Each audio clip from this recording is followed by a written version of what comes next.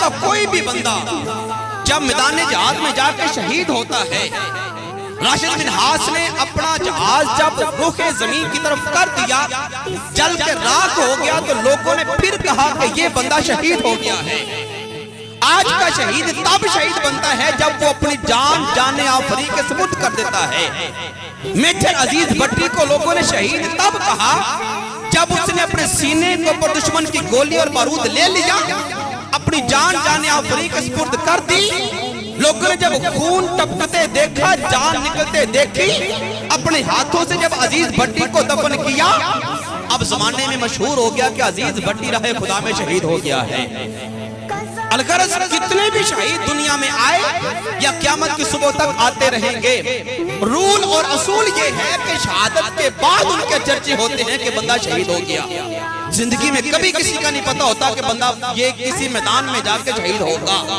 ایک کائنات کے اندر واحد شہید ایسے ہیں جنہیں شہید اکبر کہا جاتا ہے، جنہیں شہید عظیم کہا جاتا ہے، اور وہ ہستی صرف اور صرف امام علی مقام حسین رضی اللہ تعالیٰ عنہ کی ہستی والا شہید۔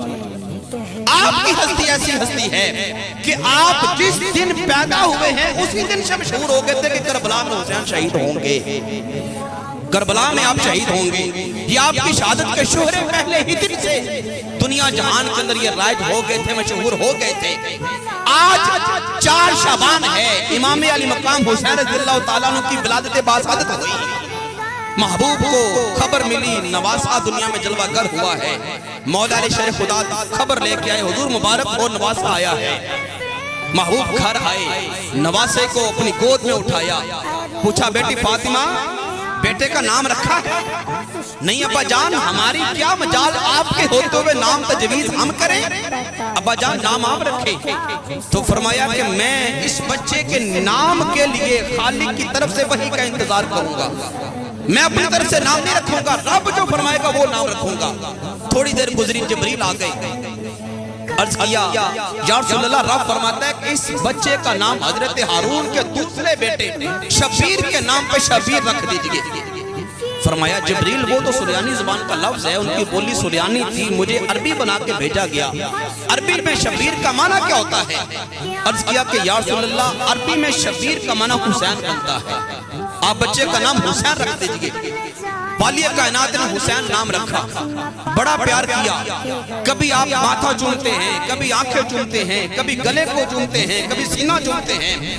خود والی کائنات نے گھٹنی دی، اپنی زبان مبارک امام حسین رضی اللہ تعالیٰ عنہ کے منہ کے اندر رکھ دی۔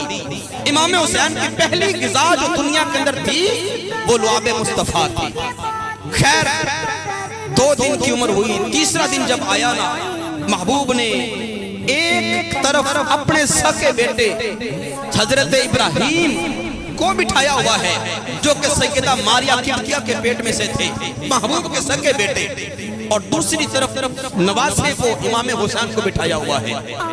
وہ 2 مہینے بڑے تھے، یہ 2 مہینے چھوٹے تھے عمر کے اعتبار سے، تو کبھی اسے چومتے ہیں، کبھی اسے چومتے ہیں، کبھی اسے پیار کرتے ہیں، کبھی اسے پیار کرتے ہیں۔ ابھی 3 دن کی عمر ہے امام حسین رضی اللہ تعالیٰ عنہ کی۔ جبریل پھر آئے، عرض کیا کہ یا رسول اللہ رب فرماتا ہے آپ کو دونوں شہزادے بڑے پسند ہیں؟ ہاں ہاں جبریل، دونوں میری آنکھوں کے تارے ہیں، میرے دل کا قرار ہیں، میرے دل کا سکون ہے۔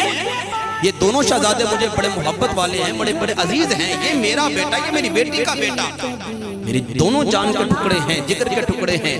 عرض کیا کہ یا رسول اللہ رب فرماتا ہے ہم ان دونوں شہزادوں کو اکٹھا نہیں رہنے دیں گے، ایک کا انتخاب کر لیجئے، یہ ہم آپ پہ چھوڑتے ہیں، چاہے بیٹا اپنے پاس رکھ لیجئے، نواسہ ہمارے پاس بھیج دیجئے، چاہے نواسہ رکھ کے بیٹا ہمارے پاس بھیج دیجئے، ایک کا انتخاب کر لیجئے، دوسرا ہم نے اپنے پاس لے کے جانا ہے۔ فرمایا جبریل اگر میں اپنے نواسے کے جانے کا تمہیں حکم دوں کہ میرے نواسے کو لے جاؤ، اس کی روح قفس کرو، لے جاؤ، اس کے جانے کا غم اور دکھ میری بیٹی فاطمہ کو بھی ہوگا، وہ ماں لگتی ہے، علی کو ہوگا، وہ باپ لگتا ہے، بڑے بھائی حسن کو ہوگا، زینب کو ہوگا، بے شمار شخاص جنہیں حسین کے جانے کا رنج اور ملال ہوگا، دکھ ہوگا، سب سے بڑا مجھے دکھ ہوگا کہ حسین منی میں کہہ چکا ہوں، حسین میرے خون کا ٹکڑا ہے، میرے خون کا حصہ ہے، میرے جگر کا ٹکڑا ہے، تو میں حسین کے غم میں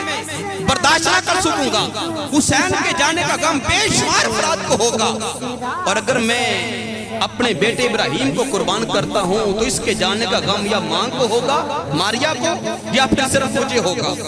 تو جبریل میں اپنے نواسے حسین پہ اپنے بیٹے ابراہیم کو قربان کرتا ہوں۔ تیسرا دن آیا، بیٹے ابراہیم کی محبوب کی وصال